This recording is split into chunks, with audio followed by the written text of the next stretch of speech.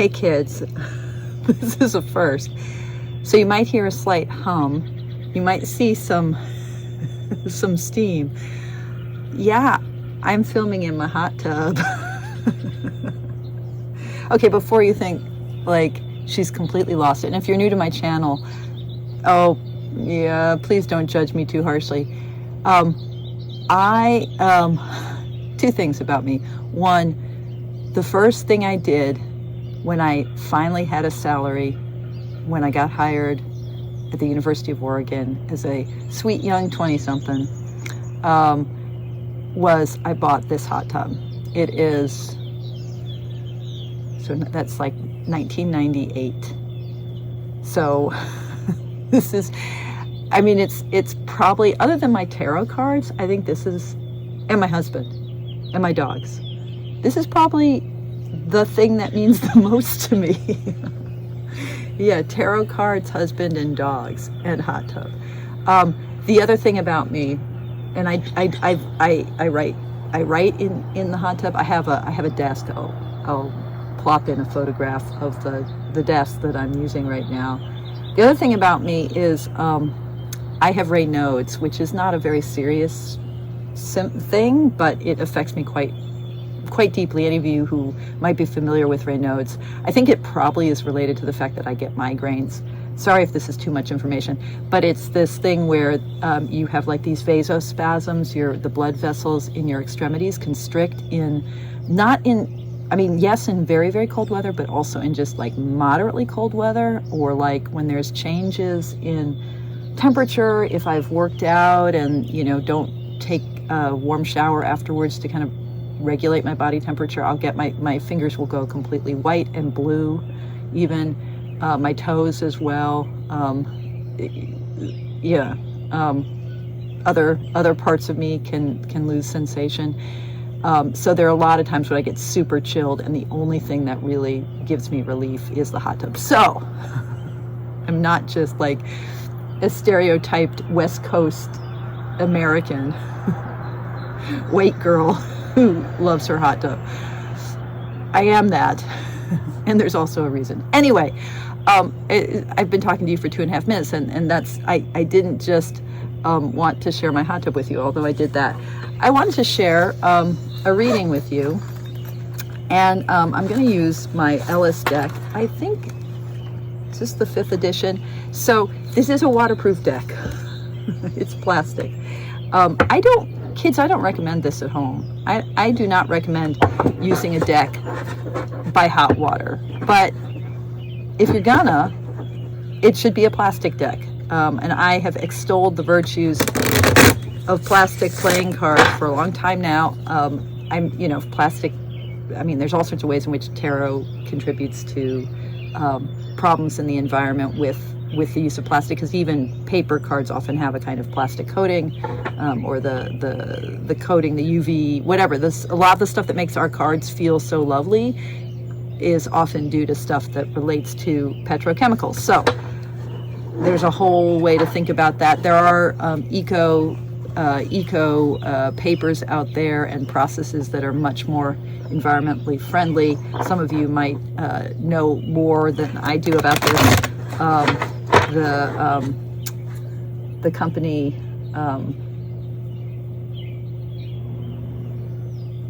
Three Trees Tarot, Stephanie Burrows' company, based in the UK, that makes Oak, Ash, and Thorn and the Heartwood Tarot. She's really committed to completely environmentally safe and conscious tarot decks. Anyway, all that said, I do love me plastic playing card stock. Not gonna lie, I love the weight of it in the hand. It's a heavier deck. I love the matte quality of it, which is different from paper. A good plastic playing card deck, gotta say. So the Ellis was the first plastic playing card deck I encountered, although I did not buy it when it first came out. I bought this only a few years ago. Anyway, I am going to read with the Ellis deck, and I am going to read, this makes sense that the Tower would be the card on the bottom. I'm going to read using Oops, almost slipped there. Almost fell into the deep. I'm going to read using my brand new, just test drove it for the first time yesterday in the Mindful Tarot monthly community Zoom, third Sundays of the month. I am, by the way, going on a big walk, a 5-month pilgrimage, and so I won't be hosting the Zoom for a while, but we're still going to carry it forward. So more details on that, on how the Zoom is going to move forward during my absence. But if any of you are thinking, man, I would love, she's a wacky gal. She's a wacky gal, that Esther. Oh, I'm in a weird mood this morning.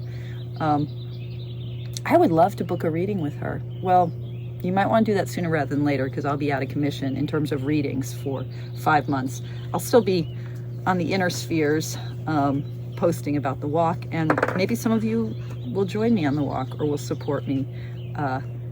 Liberty Walks, all one word, libertywalks.org for more details. Okay, so my brand new spread that I test drove yesterday, Sunday, April 20th, 420, for those who enjoy their cannabis, who enjoy their flower, their herb, their weed. So many names. Mary Jane. I'm not one of those people. Marijuana just makes my skin itch and makes me feel stupid. So itchy skin, I have that anyway. Stupidity, I have that anyway. I don't really need alteration for that. But it was also Hitler's birthday, 420. You know, I've been thinking about the devil. I've been getting the devil in a lot of spreads lately, and I've been trying to understand that archetype more deeply, trying to learn what it is that the devil has to teach me. So here's my devil spread.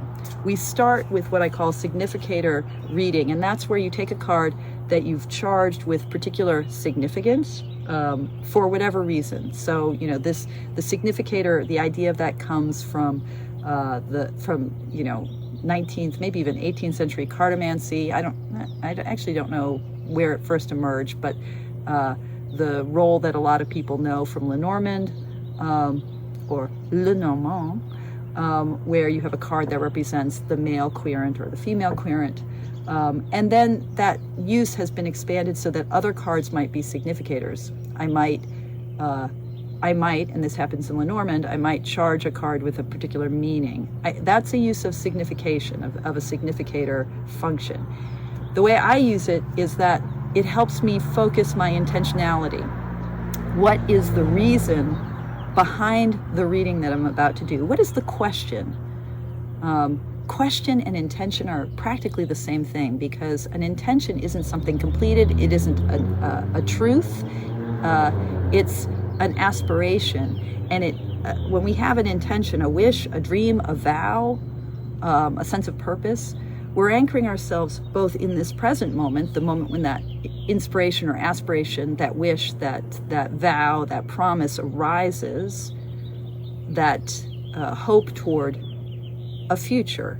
We're also then kind of positing our lifespan over time from here to a future where the wish or vow or promise, or however we want to understand what that intentionality is, where that has been carried out. So intention lives in time. It lives in the time of a human life. And in my view, that aliveness of our intention is also what I understand when I'm thinking about the really good question that a tarot reading might help us bring forward, or when I'm thinking about what I also call the oracle function of tarot, that way that a tarot reading, like all spiritual practices, orients us toward a future. It becomes a North Star for us, helping animate our walking through life, our stepping through life moment by moment. So I've been thinking about intention a lot lately. And the significator, use of significator cards is a way of focusing intention, a way for me to think about what do I think is at stake in this reading? How is it orienting my querent or myself, if I'm reading for myself, how is it orienting them toward the future? And I bring that, I kind of clarify that sense of things in a given one of the 78 archetypes. Now, intentionality is also what is at stake with this devil spread.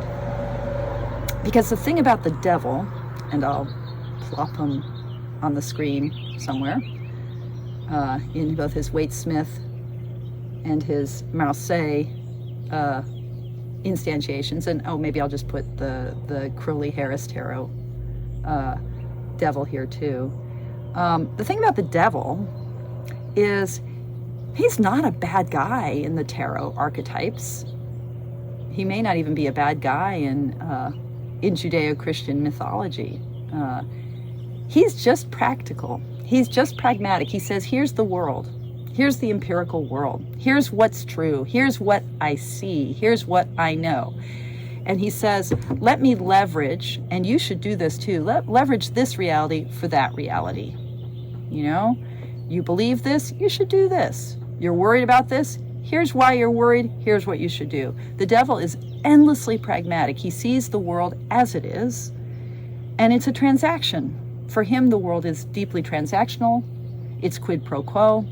Sign here, you'll receive this. Now, there's always the fine print, but that when we're living in a quid pro quo, empirically based, leverageable world, transactional world, there will always be fine print. If the devil betrays us in Christian myth because we signed on the dotted line and we didn't realize that we'd have to pay, the devil will have his due. It's not because he's sneaky, well, he is sneaky, but it's because the practical world is sneaky. Because when you leverage things, you're actually depriving them of their inner inherent integrity. And so you're inevitably, inherently, ineradicably shortchanging yourself as well as that which you've leveraged. And when I say leverage, I mean just that thing we always do where we push over here to maneuver things over there, where we think, I don't need to worry about that because I'm obsessed with this. This is what counts, not that. When some things become instruments, means to an end, when that happens, actually, the end itself has also been desacralized, deracinated, dethroned, dehumanized. We can't make some things means toward other ends without sacrificing the integrity of the end itself. So that's what the devil's all about. And he's going to say to us, you're not free. You're caught up in a world of contingency, a world of this and that. You're caught up in a world of power structures. You're caught in the real world. Get real. Be realistic. And by the way, you're not free. You're subject to gravity like all of us. Okay, fair enough. I am subject to gravity like all of us, but there's that within me, which is free. And that freedom is my capacity to have purpose, to have duration through time and space. It's my ability to have aspiration, to have intention, to make promises, to craft vows. There is part of me that is bigger than me, that is not fully contained in this finite moment, but can only be realized over time, over lifetimes, perhaps. In Buddhism, we call this bodhicitta. We call this the mind of awakening, the thought of awakening, the aspiration to awaken. Right? I am free because I have an aspiration for freedom. Freedom is not something I encounter in the here and now. Freedom is only available to me insofar as it's carried in my intention, in my choosing, in my willingness, not my willfulness. The DBT teachers would say, if you know about dialectical behavioral therapy, not my willfulness, but my willingness, my surrender to the life that is here, and my willingness to put myself on the line with an intention toward the future. So the devil spread. We start with the devil himself as our significator. And when I've charged a card in that way, I shuffle the deck. And then I go through the deck one card at a time, flipping it over. It's thrilling video, so I'll probably cut this and cut to the chase. But I flip the deck one card at a time, over and over, until I come to that to that card. And sometimes it's interesting if the card is at the bottom of the deck or toward the end of the deck, or if it's right up at the beginning. That is sometimes informational to me, like, is it hiding? Oh, this deck is so cute, by the way. It's so cute. Look at this. Here, I'll just show you some of the cards as we're pulling them. You know, this very vibrant illustrative style. So here's the devil. Here he is. Here they are, because one of the things about the devil historically is the ambiguity and nonconformity of gender norms, and how that relates to a kind of libidinal energy that is just and this devil has a lot going on, has many limbs, wants to have it all, wants to drink it all, wants to move it all. I think he's got all, he's got all four. They've got all four. A version of the magician. In the community Zoom yesterday, someone was talking about the magician and the shadow of the magician, I think in the devil. Was it in the devil? But that manipulation of all the elements. He's got it all. They've got it all. Okay, so that's the devil. And the card right before the devil was the Chariot. Yeah. And the Emperor. And the Chariot was reversed, which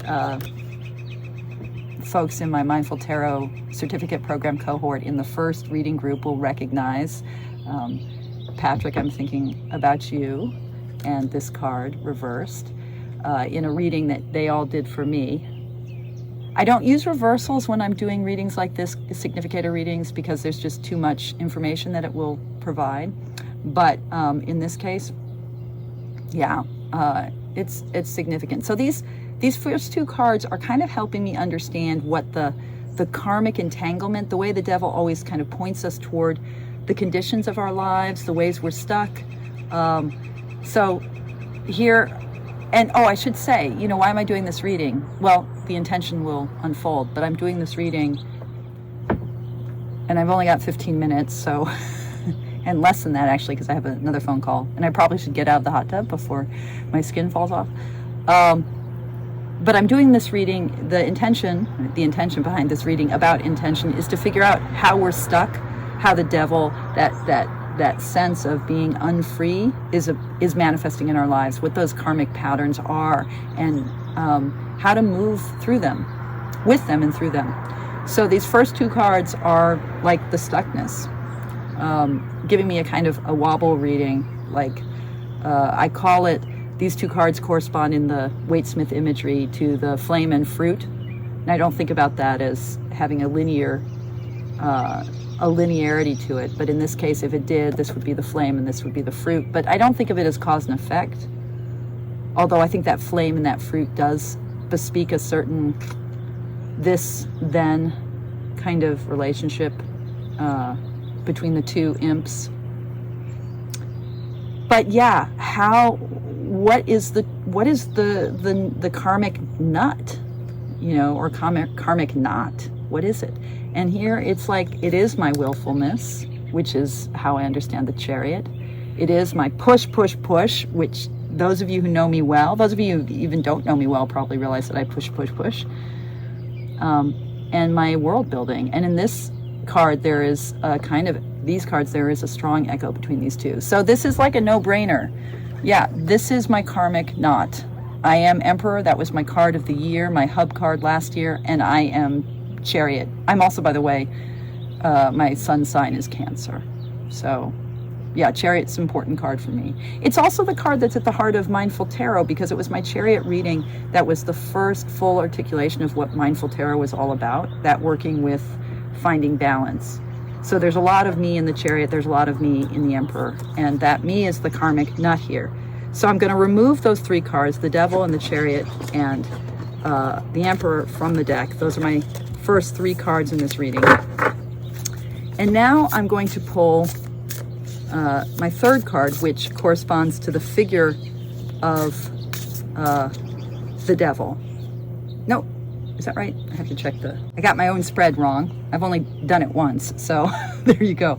No, before I pull the kind of resolving card, which corresponds to the devil himself, I am going to pull 2 more cards to kind of expand on that initial wobble. Okay, like this is my karmic nut the devil has given me in the signification, the Chariot and the Emperor. And now the question is like, okay, so how is that in play right now? Like what's up right now? I'm going to shuffle again and pull 2 more cards. These are cards 3 and 4.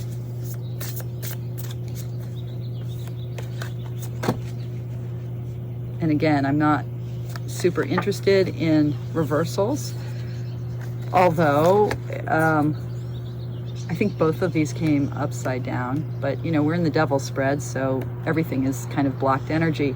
So what's at play now? Again, these are also cards, the 6 of Pentacles.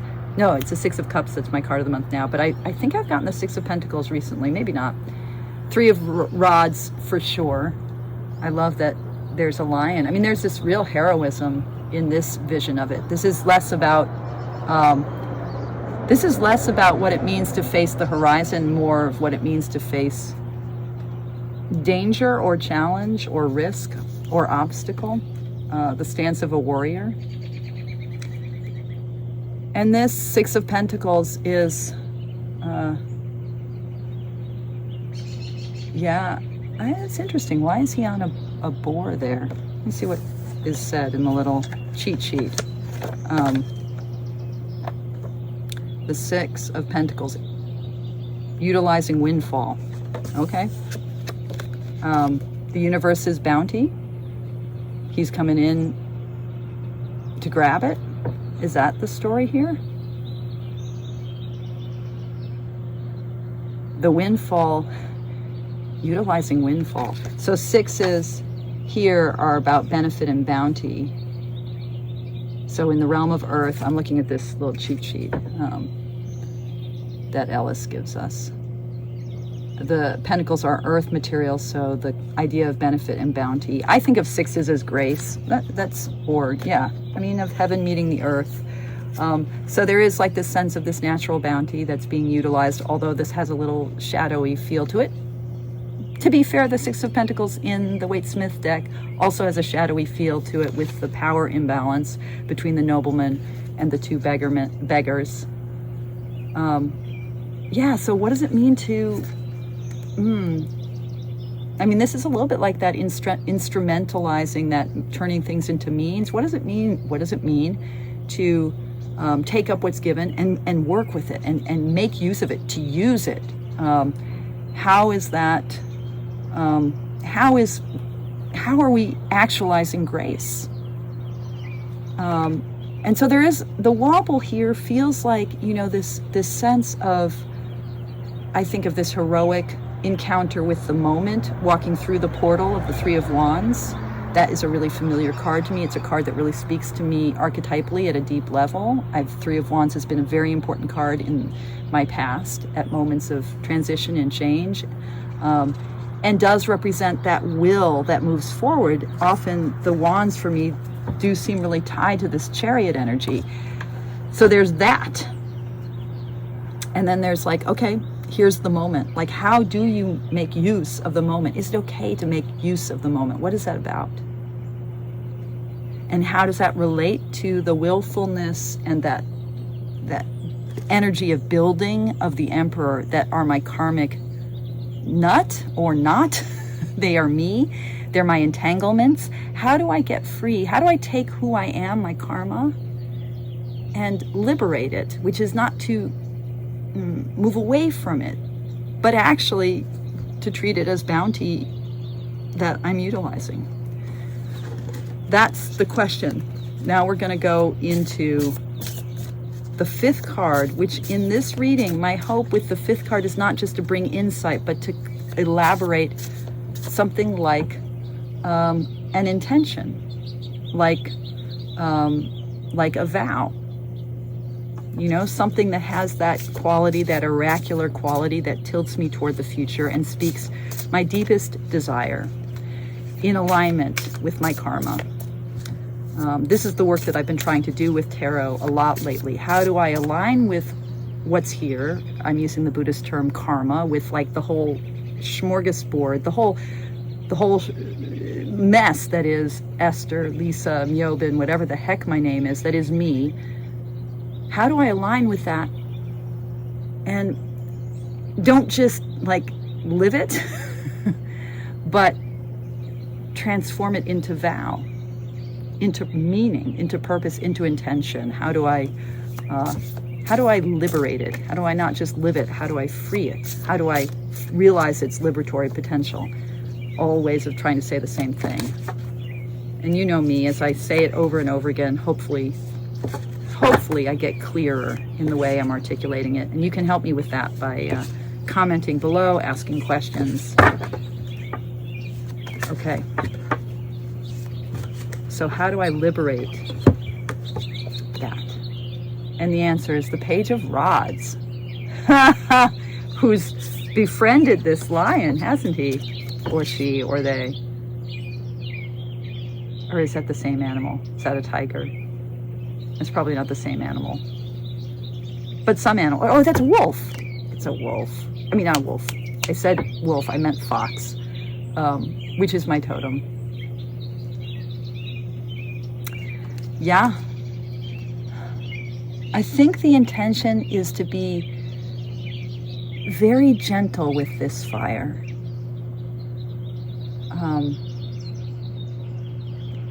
Can I hold this fire with the delicacy of this Page of Rods? Can I find that little fox?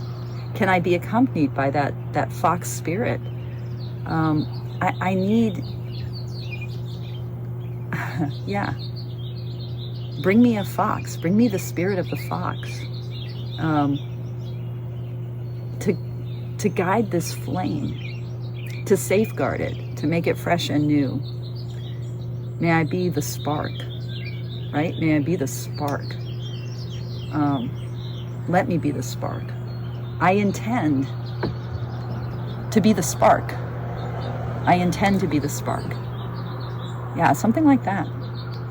The Page of Wands, which is also a card that I've been seeing. I mean, I've been seeing the entire court of the wands, but now this is the youthful, the sparky version of it. And in the mission statement for my libertywalks.org, I'll post that in here and you'll see where that spark comes in. All right, y'all. Much love. Thank you so much for your practice, and thanks for hot tubbing with me this morning.